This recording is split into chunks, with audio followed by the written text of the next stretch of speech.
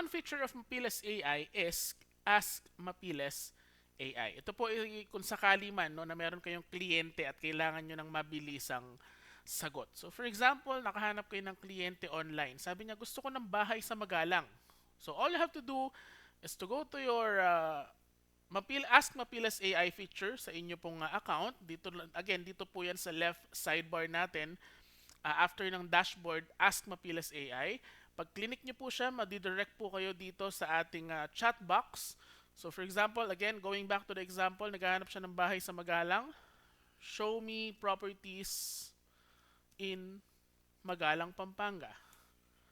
And Mapiles AI will provide you with a list. So, pwede nyo na pong banggitin agad sa inyong kliyente kung ano yung mga pwede niyang pagpilian sa Magalang. And same is true for other places, no? Dito po sa Pampanga and some part of Central Luzon. So, this is a very important feature to, again, dahil alam naman po nating lahat na ang real estate, usually pabilisan po ng sagot yan. At ito po, yung tugon ng Mapiles AI para po matulungan kayo na makasagot ng mas mabilis